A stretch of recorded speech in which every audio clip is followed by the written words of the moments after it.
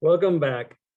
So now we will have plenary 3 titled Climate Bienvenidos y ahora vamos a tener la plenaria 3, iniciativas y oportunidades de adaptación, y vamos a tener al moderador Luis Jorge Rivera Herrera, analista de programas de FEMA. Sobre iniciativas y oportunidades para la adaptación al cambio. Como saben, es nuestro deber moral y ético adaptar medidas de mitigación o reducción de emisiones de gases de invernadero, pero como sociedades que vivimos en islas o naciones isleñas, es aún más urgente implantar estrategias de adaptación. De igual manera, es vital, en todo el sentido de la palabra, ver esta encomienda como una que debe llevarse a cabo no tan solo en preparación a condiciones futuras, sino también para el presente, reconociendo que los impactos del cambio climático ya se están experimentando. Para ello tenemos 3 panelistas que estarán discutiendo varias iniciativas en las que han estado trabajando desde la perspectiva de una organización de base comunitaria, de la consultoría privada y de la academia. El primero de ellos, el doctor Arturo Mazoldellá, que tiene un doctorado en biología y es catedrático de la Universidad de Puerto Rico, recinto de Mayagüez. Es hijo de Tinti Della y Alexis Mazol, fundadores en el año de 1980 de la organización de base comunitaria Casa Pueblo. Mazoldellá creció en este proyecto y preside su junta de directores desde el año 2007. Sin más preámbulo, con el doctor Alexis Mazoldellá. Buenos días y saludos a todos y a todas. Un placer la invitación de poder compartir con ustedes y saludos a Luis Jorge, por supuesto. Acá en Adjunta somos parte de esta organización de gestión comunitaria que de hecho opera con energía solar desde el 1999. Tenemos una radio comunitaria, y esa radio también opera es la 1020, le da servicio a esta comunidad y es una forma de comunicación continua con nuestra gente. Como parte de nuestro proyecto operamos con autosuficiencia económica a través del esfuerzo propio. El Café Madre Isla es la forma de generar ese ingreso base, mucho trabajo voluntario, donaciones. No hay fondos de FEMA ni fondos del gobierno nacional ni del gobierno de Estados Unidos en la operación de Casa Pueblo. Mucha filantropía, mucho corazón acá arriba. Hemos estado defendiendo los recursos naturales y de hecho uno de los proyectos emblemáticos es el Bosque Escuela La Olimpia Ariel Mazoldellá.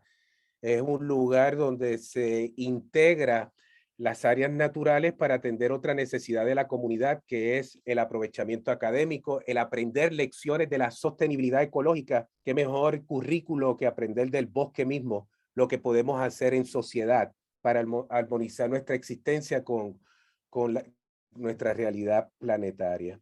Pero dentro de esa autogestión tengo que decirles que nacimos de la protesta y cumplimos 42 años en unos días. El 22 de abril, este viernes, vamos a cumplir 42 años. Y yo creo que ya todo el mundo sabe el concepto de cambio climático y sabemos de las emisiones y de que tenemos que construir hacia un modelo de sustentabilidad. Entonces la pregunta es, oiga, hay que detener aquellas cosas como en Salina, como todos estos desarrollos en las costas. Eso es evidente que hay que detener las propuestas que son insostenibles. Y el primero que propone propuestas insostenibles y que las endosa es el propio gobierno, en una gran contradicción de lo que debe ser adaptación climática con manejar un entorno geográfico como el nuestro, que es vulnerable geográficamente a muchas realidades. Nacimos de tener una explotación minera en el corazón del país, hablando de los bosques y la seguridad hídrica que necesitamos atender y abordar. Imagínense que hubiesen explotado las minas en 37,000 cuerdas de terreno. ¿Cómo estaría Puerto Rico hoy con 17 rotos? Donde habrían sacado un poco de cobre, oro y plata y habrían dejado un lastre ecológico. Nos organizamos, protestamos y una sola persona fue nuestra marcha. Y es que evidentemente la ciencia y el conocimiento por sí mismo no es suficiente para cambiar nuestra realidad. Y a partir de ahí, Casa Pueblo cambió en su forma de trabajo para abrazar la cultura y la comunidad como parte de una ecuación de desarrollo social. Necesitamos trabajar con nuestra gente, con aquello que nos da identidad. tenemos una cultura de la cual nos podemos afirmar, pero hay una cultura que también hay que cambiar. Entonces, cómo el conocimiento se integra con la comunidad y la cultura, pues eso ha sido la historia de Casa Pueblo de 42 años. Eso hicimos. Usamos nuestra cultura como vehículo de comunicación y ya la plaza no estaba vacía, había mucha más participación, mucho más democrático el mensaje, y 15 años más tarde pues se detuvo la minería. Entonces, bueno, había que detener eso. Y si uno habla de seguridad hídrica en este momento, no estamos no estamos hoy en el mismo hoyo que estaríamos si hubiesen explotado las minas. Por eso el derecho a la protesta, y el gobierno a veces no lo entiende, ese contrapeso, esa gestión social, que son los que plantan banderas en el corredor ecológico del noreste y en otra parte de Puerto Rico, es fundamental y no debe ser criminalizado ni abusado por la policía ni por las herramientas del Estado. Al contrario, se viene velando y protegiendo y potenciando esas áreas naturales. ¿Qué tal hacer un gasoducto? Nos dijeron en la emergencia energética del 2010 que hacer un gasoducto iba a salvar el país. Oiga, y usted sabe lo que pasó con María. Más de 50,000 deslizamientos por las fuertes lluvias. No son los vientos, son tormentas más grandes, muchos eventos de lluvia. Imagínense tener un corredor de 300 pies para hacer una zanja y enterrar un tubo a 4 pies de profundidad. Imagínense por las pendientes más marcadas, cruzando toda la isla.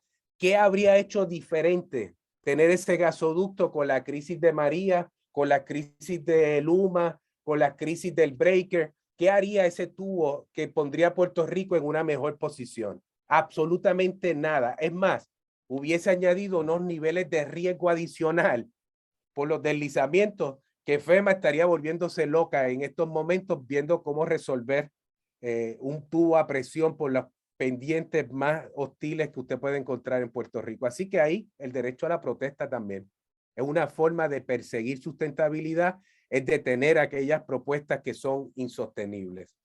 Pero Casa Pueblo se distingue por pasar de la protesta a la propuesta, y ahí es que queremos utilizar nuestra energía y propusimos bosques, y propusimos el Bosque del Pueblo, el Bosque de la Olimpia. Trabajamos con otros para que se identificara esa infraestructura verde y el Bosque Modelo como un área de identificar geográficamente esas áreas que son de alto valor ecológico y protegerlos por su diversidad, pero también por el agua. Y esto eventualmente como una iniciativa a nivel de paisaje de reconocimiento internacional. En Puerto Rico se convirtió en el primer país que tiene por ley este concepto de mirada integral del paisaje territorial y para el manejo. Si el gobierno maltrata las iniciativas después y no hace cumplir la ley, pues eso es otra conversación. Pero de que la iniciativa comunitaria y diferentes sectores impulsan medidas para el desarrollo, aquí están. Precisamente para adaptarnos a cosas como esta, como el paso del huracán María. Y esta figura siempre la uso porque resume el desempeño de la Autoridad de Energía Eléctrica, que fue dejar al país en un apagón, pero no un apagón de 48 horas, de una semana, de un mes. Estamos hablando que en algunas zonas de acá de la montaña fue hasta casi un año. Y estamos hablando también de migración, más de 3,000 muertes. Estamos hablando de todas las penumbras que sufrió el país, y bueno, esas las tenemos muy vivas todavía. Y hay quienes dicen que la energía renovable es costoso, pero costoso es tener este modelo de generación centralizada que es vulnerable a la generación cuando hay terremotos y que requiere transmisión y distribución, y somos vulnerables. Entonces, en periodos de huracanes es imposible mantener una red como la nuestra intacta. Siempre va a haber vulnerabilidad, más los combustibles fósiles que son costosos y que nos ponen vulnerables si hay una guerra allá en una esquina del país, del mundo, pues subieron los precios y aquí pagamos las consecuencias.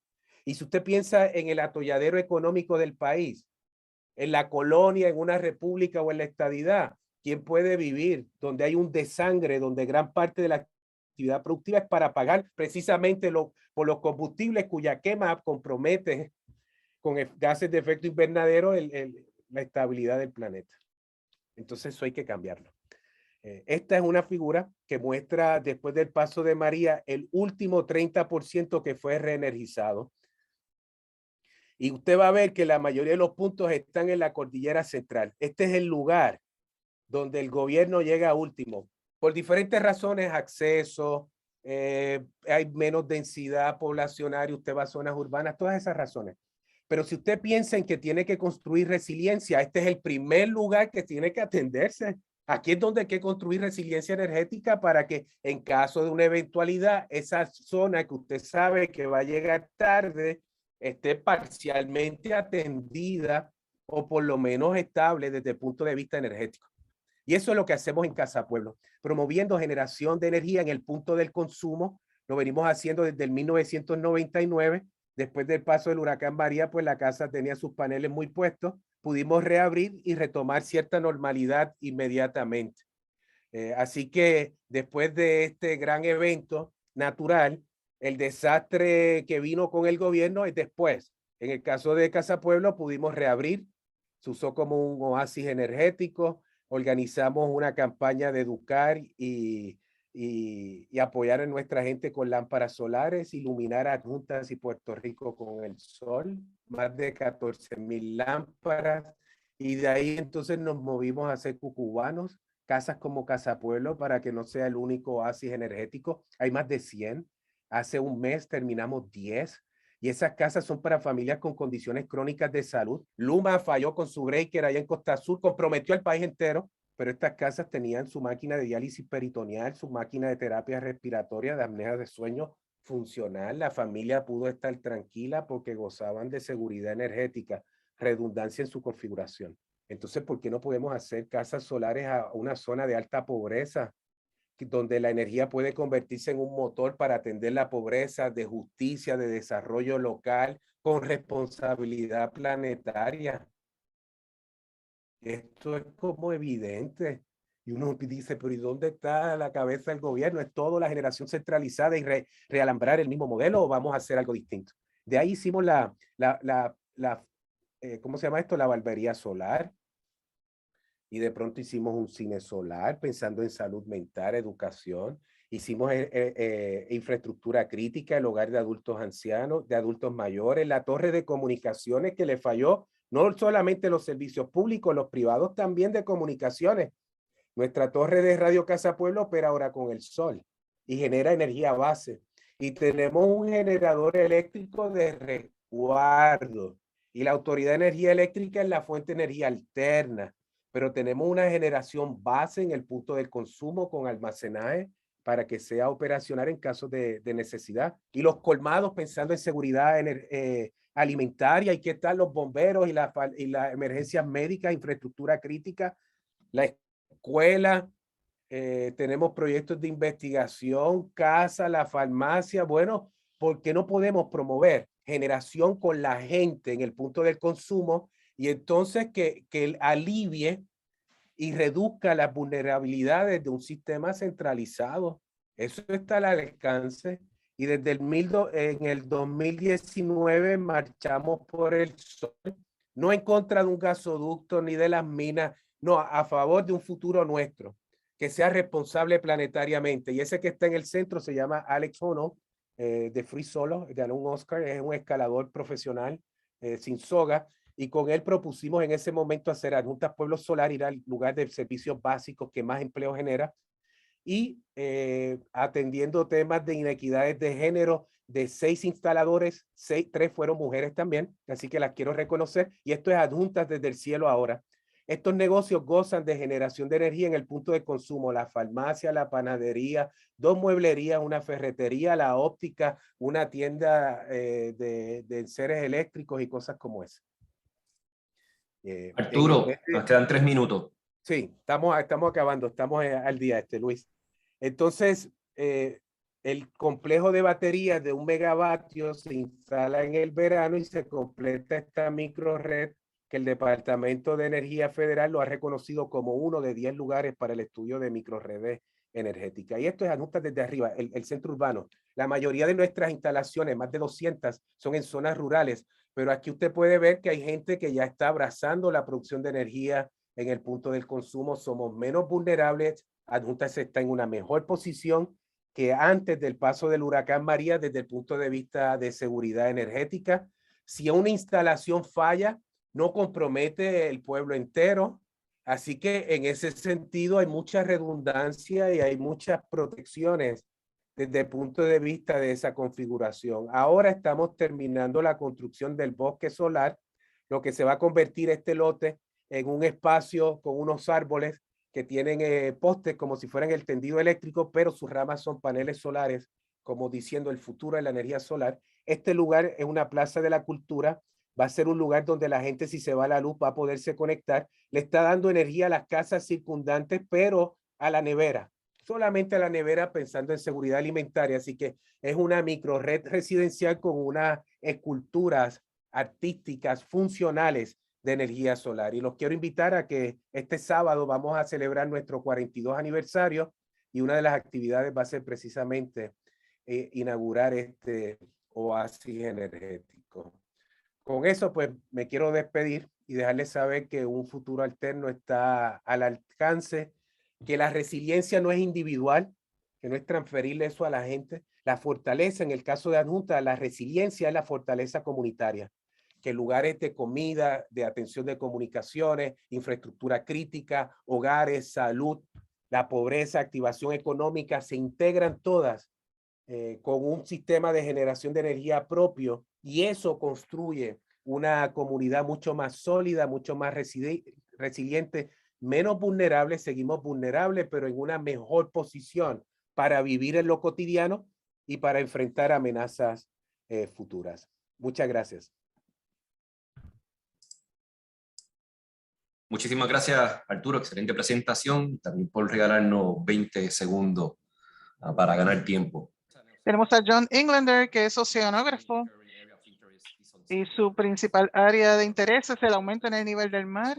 Él es parte del Instituto de Ciencias Marinas en Santa Cruz y es el director ejecutivo del Centro Caribeño del Aumento en el Nivel del Mar para Puerto Rico, para el Fideicomiso de Ciencias y Tecnología e Investigación de Puerto Rico. Gracias. Gracias. Bien, entonces esta tarde y en la próxima sesión vamos a hablar sobre el aumento en el nivel del mar, que es mi especialidad, y agradezco la oportunidad para contribuir a dar un vistazo general a la adaptación, que por supuesto es una de las aspectos fundamentales del cambio climático y a veces no nos enfocamos en él suficiente. Y porque aún con el intento de detener o disminuir el calentamiento por 2.5 grados Fahrenheit, que es la meta actual, como han mencionado muchas personas esta mañana, y es una gran meta. Actualmente estamos en 1.1 grados centígrados, y aun cuando pudiéramos detener el calentamiento por 0.5 grados centígrados, eso es 20% más caliente de lo que estamos hoy. Y muchos científicos les preocupa de que quizás no podamos detener ese calentamiento en 0.5 grados y que vamos a llegar a 2 o 3 grados centígrados si seguimos a esta velocidad. Así que tenemos que pensar en los planes B, C y D para ser exitosos en detener el calentamiento y otras 3 décimas de grado del presente. Y tenemos que entender que esto sería peor si no podemos detenerlo a 2 grados. Si no somos exitosos, si al momento no estamos deteniendo el calentamiento. Bien, así que yo sugiero que pensemos en el cambio climático en 3 diferentes aspectos. La sustentabilidad, que incluye disminuir los gases de invernadero y las emisiones de dióxido de carbono, y la energía renovable, y eso es parte del vistazo global, porque es un asunto global, por supuesto, porque los gases de invernadero son en todo el mundo, no solamente en nuestra ubicación, así que tenemos que seguir trabajando en mejor resiliencia sobre la que está pasando. Y desafortunadamente parte de esto no hay quien lo detenga, así que tenemos que pensar en la adaptación. Pero veo el aumento en el nivel del mar no solamente como una especialidad, sino como algo que resalta. Está aumentando la razón del aumento en el nivel del mar y en el último siglo fue 1.5 milímetros al año. Y en los últimos años ha sido 5 milímetros por año y esto va aumentando rápidamente. Y eso es de gran preocupación para cientos de naciones que son comunidades costeras y ciertamente para las naciones del Caribe que son vulnerables. A menudo no pensamos que muchas islas caribeñas tienen altas elevaciones y aún con el aumento en el nivel del mar, que no se va a poder detener por siglos, podemos empezar a adaptarnos al futuro. Así que necesitamos trabajar en la sustentabilidad, en la resiliencia y también en la adaptación, todo a la vez. Y les voy a dar por qué la elevación en el Caribe provee una oportunidad para la adaptación y nos vamos a enfocar en esto.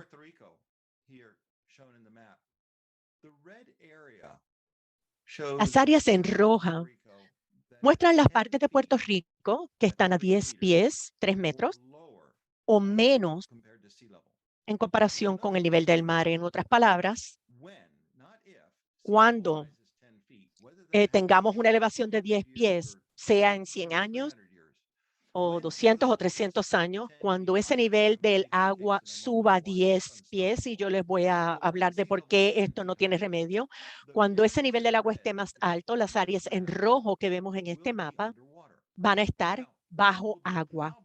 Eso va a ser un problema para esas comunidades, pero ustedes pueden ver que 94% de la isla de Puerto Rico está más alto de ese nivel de 10 pies. Así que si tenemos esa perspectiva, tenemos también una oportunidad y ese es el foco de este programa en nuestra institución, que es nueva, lleva menos de un año. Cuando miramos a Puerto Rico y las Islas Vírgenes y lo vemos en un mapa oceanográfico y vemos las diferentes partes de territorio, de terreno que están sobre el agua, sobre el nivel del mar. Si vamos a la geología, tenemos una percepción increíble. Hace 120,000 años, el nivel del agua era más alto.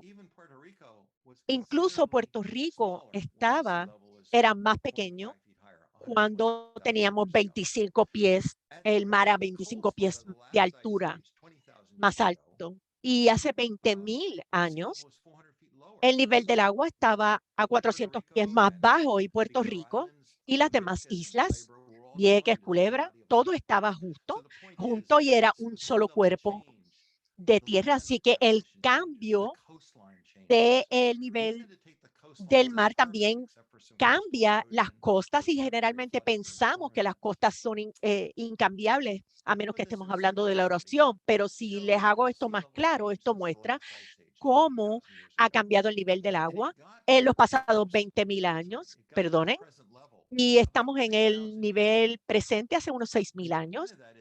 Y el punto de esto es que nosotros tendemos a pensar que esto es un estándar, es una norma, pero no es una norma. Ha habido cambios por todos los años y ha habido una estabilidad porque los paneles de hielo han estado estables, pero hace 20,000 años teníamos un nivel más bajo y no comenzó a subir levemente, comenzó a subir de manera abrupta en diferentes puntos y eso está pasando ahora.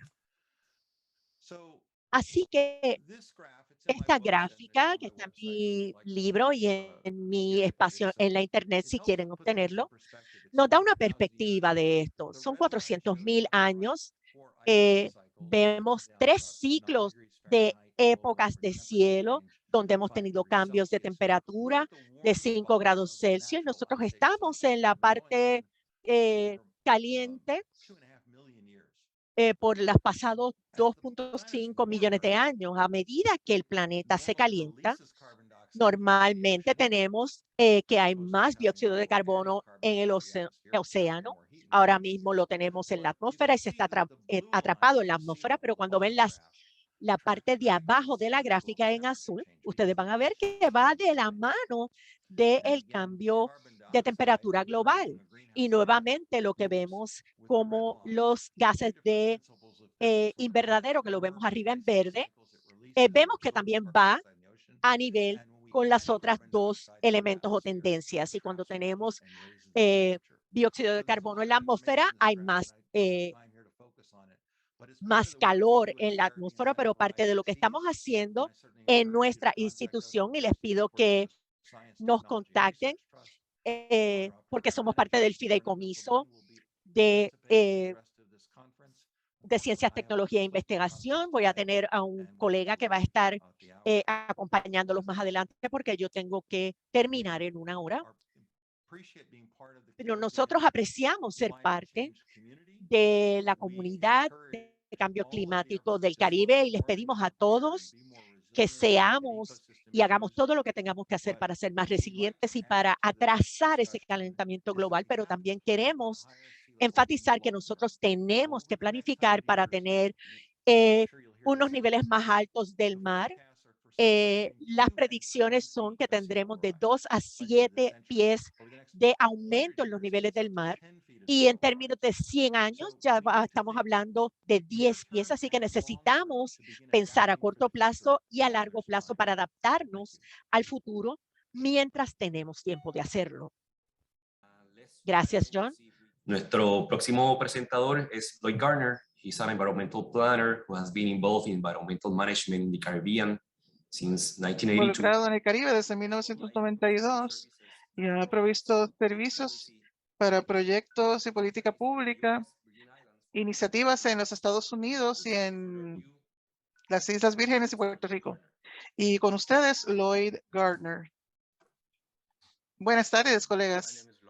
Mi nombre es Lloyd Garner, soy el presidente de la Fundación para la Planificación del Desarrollo y quiero comenzar disculpándome porque mi conexión de internet está muy delicada, así que yo espero que podamos terminar la presentación.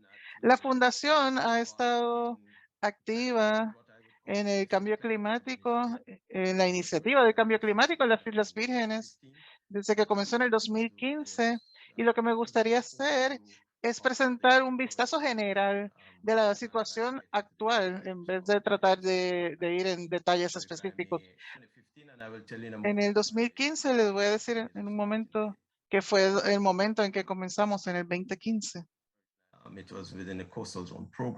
Eso fue un programa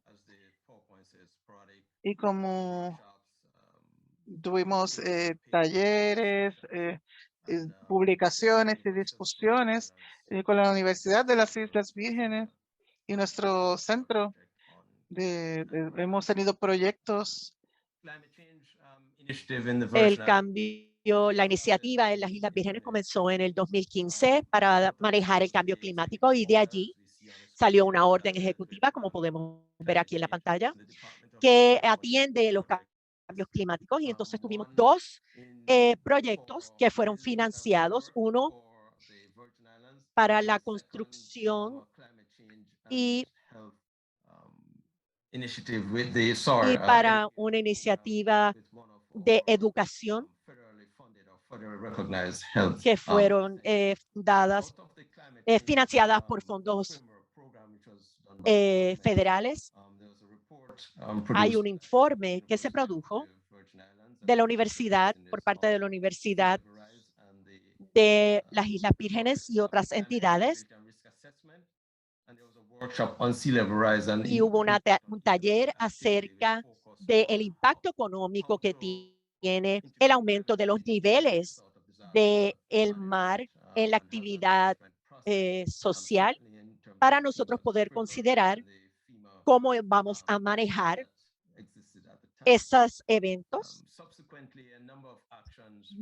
Más tarde tuvimos algunos resultados o recursos que surgieron de ahí. Tuvimos un simposio de cambio climático que llevamos a cabo en el 2016. Tuvimos ensayos y ponencias acerca de esta iniciativa y más recientemente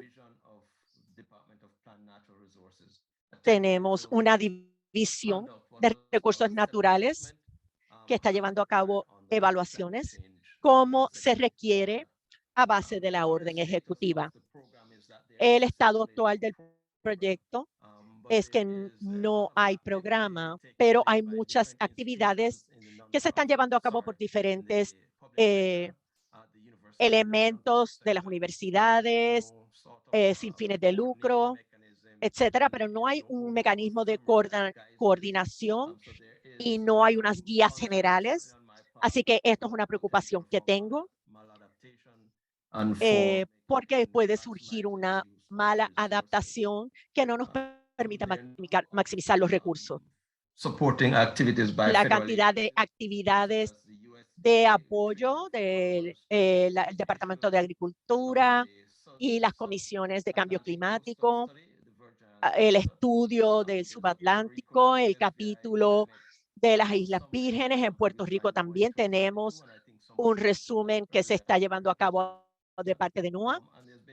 Y también tenemos algunas iniciativas de manejo de agua para manejar el impacto de desastres en el sector agrícola.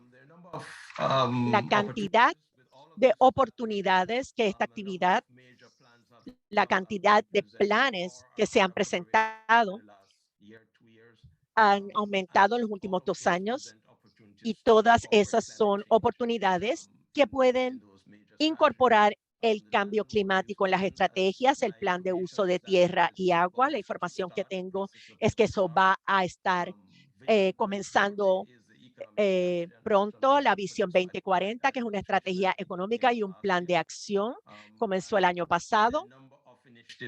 Y tenemos una cantidad de iniciativas que se han identificado para saber cómo se va a utilizar el cambio climático como parte de esas estrategias.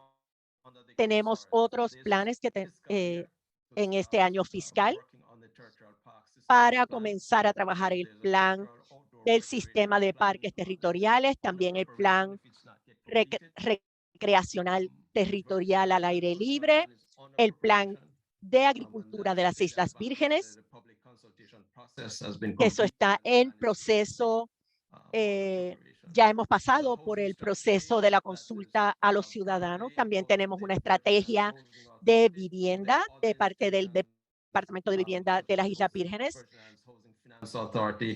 Y también tenemos la Autoridad de Financiamiento que está participando, pero vemos dentro de ese proceso, creo que ya mencionamos, uno de los presentadores ya lo mencionó, que el diseño de esta infraestructura va a depender del impacto del calor, porque tenemos a las personas que más vulnerables y comunidades más vulnerables que están pasando por esto. Y por supuesto, el plan de mitigación requiere un trabajo adicional. Hay algunas limitaciones en términos de FEMA, pero nosotros estamos continuando para incorporar el cambio climático dentro de este marco y en los programas que está atendiendo esta situación. Más oportunidades que tenemos para legislación y programas. Y aquí es que vemos algunas actividades que se enfocan en la resiliencia.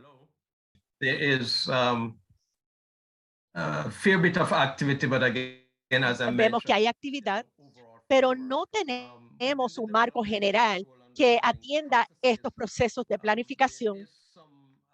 Sin embargo, estamos viendo intentos de parte de las agencias gubernamentales para trabajar con asuntos relacionados con la resiliencia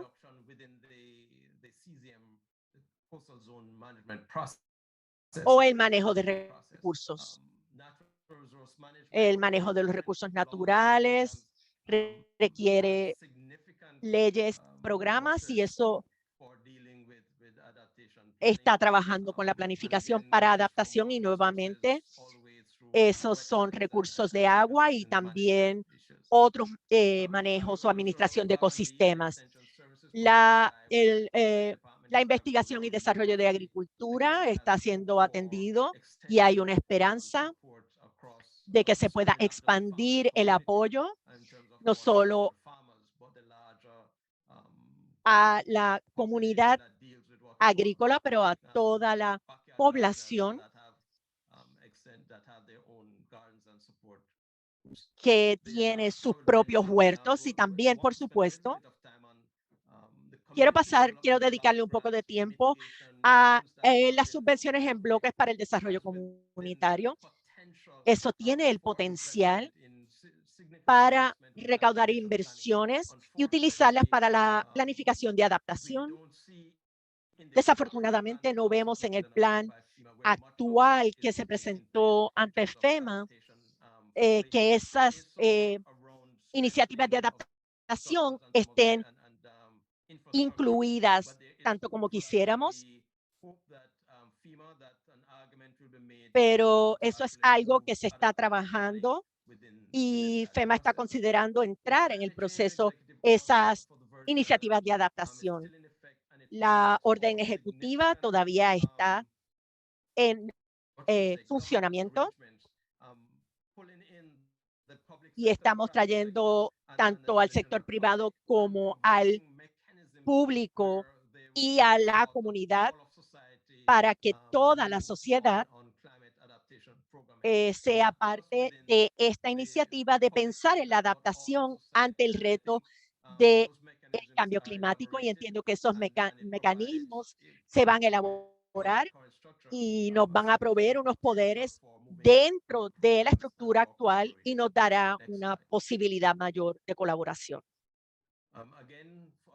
Nuevamente, a nivel nacional, la orden ejecutiva presidencial de 2021, escuchamos esta mañana,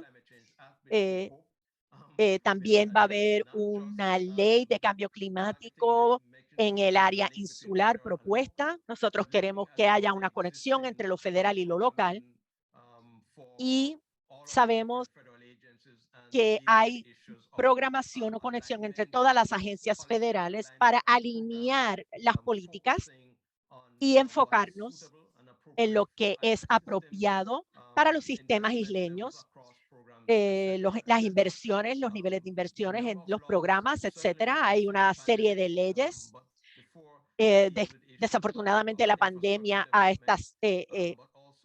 detenido mucho de esto, pero tenemos oportunidades de infraestructura bajo los programas federales diferentes y nosotros podemos ver cómo el cambio climático, específicamente en el escenario isleño, se tiene que atender.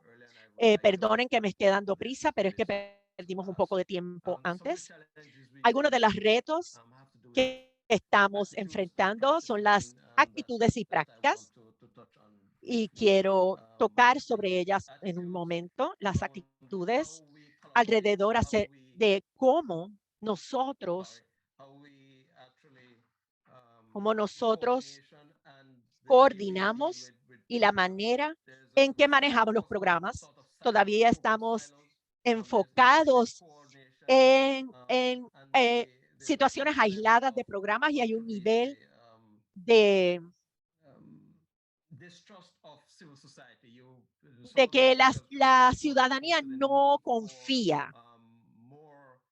Necesitamos más enlaces con la sociedad civil y el sector privado y público. Hay un nivel significativo de riesgo. Hay una incoherencia en la política. Necesitamos que haya capacidades tanto individuales como institucionales para poder tener planes a largo plazo y, por supuesto, la evaluación de riesgo. Y eso va a tomar que haya varias entidades asociadas, y una de las cosas más importantes es lo que yo llamo el liderazgo en los 3 sectores sociales: la sociedad civil, sector privado y sector público. Mi experiencia, voy a dar un paso atrás un momento, no he tenido mucha discusión en términos de el sector privado, de cómo lo veo representado por la Cámara de Comercio, pero ciertamente en el sector público ha habido discusión, pero no vemos un impulso. Algunas personas están mirando al gobierno, pero vemos otros espacios, vemos esto en Puerto Rico, en términos de agencia, al nivel de las agencias. Se puede proveer liderazgo y guía en esta era, así que nosotros esperamos que si esto es importante, si es esencial, nosotros queremos ver más liderazgo del parte del sector público, privado y la comunidad. Ya les mencioné la fundación y diferentes otras organizaciones y estamos tratando de que todo eso se aglutine en un esfuerzo. Nosotros necesitamos pensar en la adaptación al cambio climático y la reducción de los riesgos en caso de desastre. Y nosotros tenemos que saber cómo vamos a atender eso y cómo vamos a incluir toda la sociedad. Nosotros tenemos que manejar el desarrollo de la capacidad para planificar el desarrollo, para entender la conectividad, para tener planes a largo plazo. También al nivel individual. Y nosotros tenemos que tener conectividad entre todos los sectores y también manejar la complejidad de esta situación que nosotros encontramos en los diferentes niveles, sea institucional o sea individual. Así que nosotros tenemos un nivel de entrega mixto y nosotros tenemos que manejar esos sistemas. Así que ese es mi resumen y creo que lo dejo ahí para poder aprovechar la conectividad que tengo ahora mismo. Muchas gracias. Tenemos 5 minutos para preguntas y respuestas. Y la primera es para usted. Hay esfuerzos ahora mismo, pero no parece haber un plan que maneje los sistemas de energía para los negocios o residencias. ¿Hay algún esfuerzo que se esté llevando a cabo en esta área? Sé que hay algunas discusiones, ciertamente, de parte de la Oficina de Energía y hay una serie de proyectos que se trató algunos, por ejemplo, uno que se trató hace unos años, pero se detuvo, no sé por qué, y hemos tenido la intención de proveer financiamiento para que se utilicen los paneles solares y se instalen en diferentes áreas de la comunidad.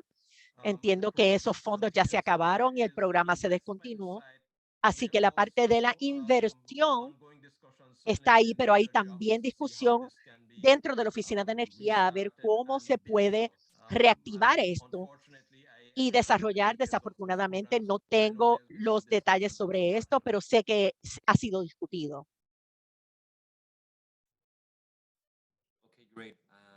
Muy bien. Tenemos otra pregunta. Tiene que ver con otros proyectos que se están proponiendo en Puerto Rico, pero también en las Islas Vírgenes, para atender el proceso de inundación. Y quiero llevar esta preocupación. Esta mañana escuchamos a Adam Terando hablar acerca de las proyecciones futuras para Puerto Rico y las Islas Vírgenes estadounidenses, así como el resto del Caribe, en términos de la precipitación promedio que vemos que o esperamos que se reduzca en su área de experiencia. ¿Cómo ustedes ven esas dos ideas conflictivas o esos procesos conflictivos? ¿Cómo se debe atender eso? ¿Puede decir la pregunta, la primera parte, vi la segunda? ¿Eso fue para mí o puede ser cualquiera de ustedes? Básicamente alguien estaba preguntando cómo pueden traer a la mesa la preocupación de que hay algunas construcciones que se proponen en Puerto Rico específicamente para el cuerpo de ingenieros de los Estados Unidos, cómo debemos atender esos impactos relacionados a las inundaciones que siguen pasando y tomando en cuenta que las proyecciones para nuestra región en el futuro, básicamente lo que nos dicen es que vamos a tener menos precipitación, menos lluvia en el Caribe. Sí, creo que lo has resumido así.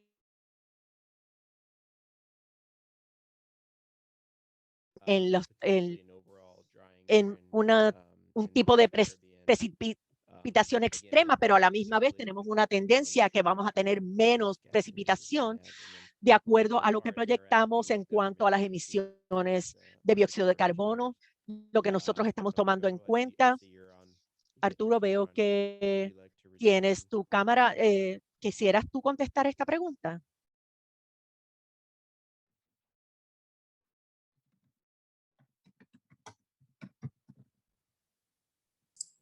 Or if Arturo can't respond, maybe. Pienso que Arturo está teniendo problemas de conectividad y no está respondiendo, pero si alguien que tenga más conocimiento sobre esto que yo, ciertamente hay unos procesos que tienen que seguir y hay unos procesos que tienen que ver con la participación ciudadana, con los comentarios de los ciudadanos. No sé los detalles, he visto algo de eso en las noticias, pero no sé los detalles completos. Así que si alguna otra persona en el panel quiera explicar ese proceso mejor, en las Islas Vírgenes estadounidenses, los proyectos se anuncian para hacer una consulta con la ciudadanía, así que los ciudadanos tienen la oportunidad de participar o pueden someter sus comentarios, pero más allá de eso, en términos de diseños y estudios o de apoyo a un diseño, no sé que haya espacio para incluir al público. Pero en términos de consultas a la comunidad, sí. Doctor Englander, ¿usted puede hablarnos sobre el impacto de los proyectos que esos proyectos puedan tener? Vemos en cuanto al alza o el aumento del nivel del mar. Bueno, en general, tenemos que pensar en cuanto a la adaptación a las marejadas, como pasó con María, o por ejemplo, el agua que cae y qué está pasando con en los estuarios, qué está pasando con las marejadas ciclónicas y cómo afectan las diferentes áreas. Así que nosotros tenemos que diseñar para esos eventos a corto plazo, pero a la misma vez tenemos que tratar de bajar la cantidad de las emisiones de invernadero, pero nosotros tenemos que adaptarnos. Hay muchas cosas que tenemos que hacer a la misma vez y las podemos hacer y queremos tenerlas en perspectiva. Tenemos que reducir el calentamiento, tenemos que ser resilientes. 1.1, 1.5 sería peor y nosotros tenemos que planificar o adaptar con antelación para nosotros cambiar las infraestructuras que tenemos actualmente.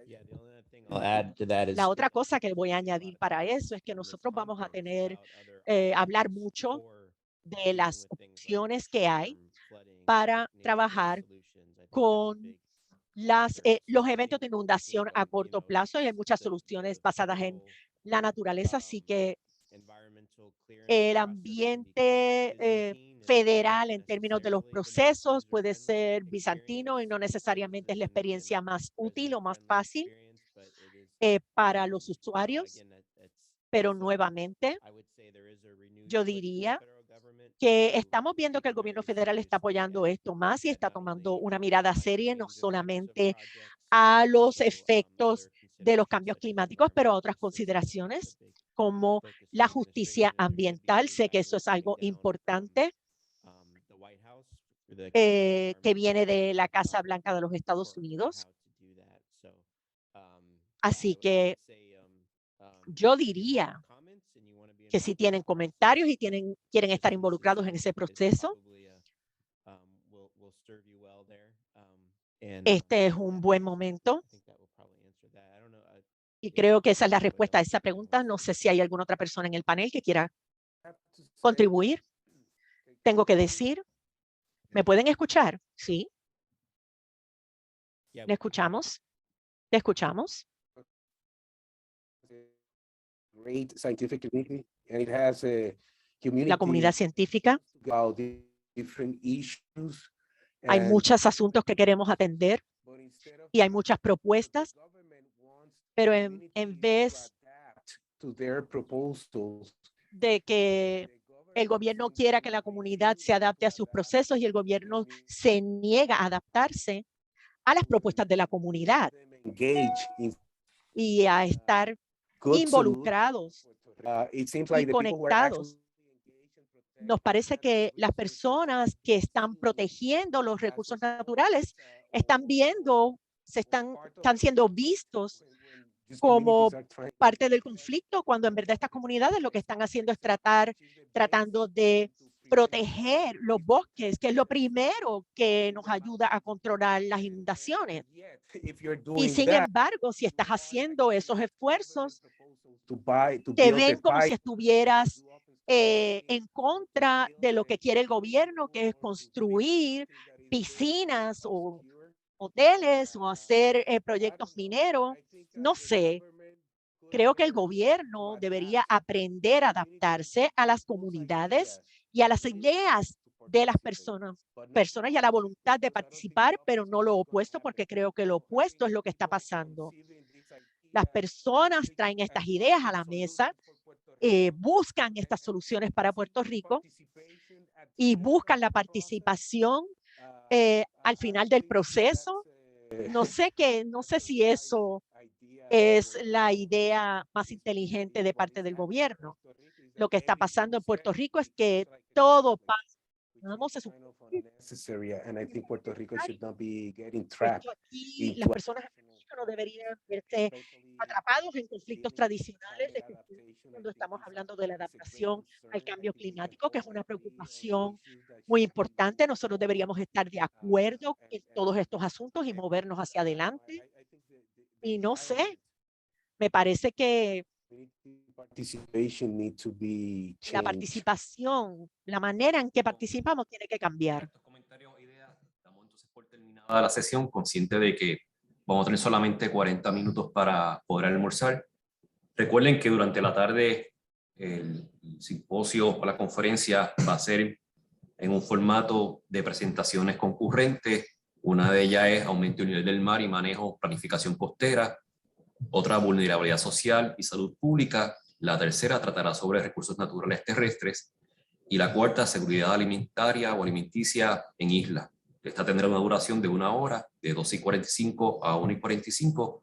Así que recuerden conectarse nuevamente a las 12:45 del mediodía. Gracias a todos por su atención y los dejo entonces con Héctor Vélez.